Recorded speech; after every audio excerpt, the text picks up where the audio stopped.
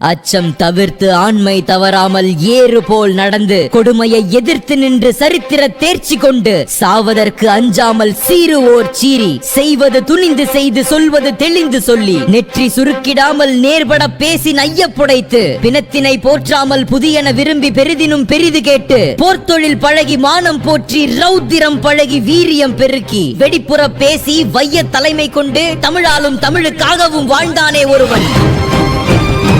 சித்தனை போல திரிந்த சித்தனும் அல்ல, பித்தனை போல அலைந்த பித்தனும் அல்ல, ஆனால் தமிழ் பித்து பிடித்த சித்தன்.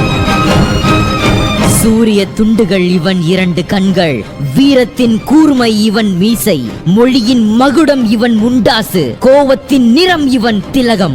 மக்கள் மனதில் விடுதலைக்கு வித்திட்டவன், மனதில் உறுதி வேண்டுமென முழக்கமிட்டவன்.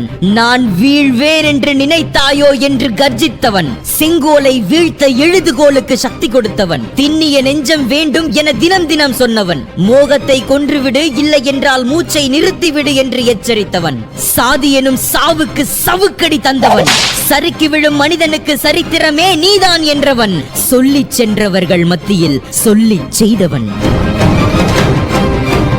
அச்சமில்லை அச்சமில்லை என அஞ்சாமல் வாழ்ந்த அக்னி பறவை இவன். இந்திய பத்திரிகையில் கார்ட்டூனை அறிமுகம் செய்து காவியங்கள் படைத்தவன். புலவனாய் பத்திரிகையாளனாய் சுதந்திர போராட்ட வீரனாய் பன்முகம் தோற்றம் கொண்ட இவன் புகழ்பாட 1000 காரணம் உண்டு.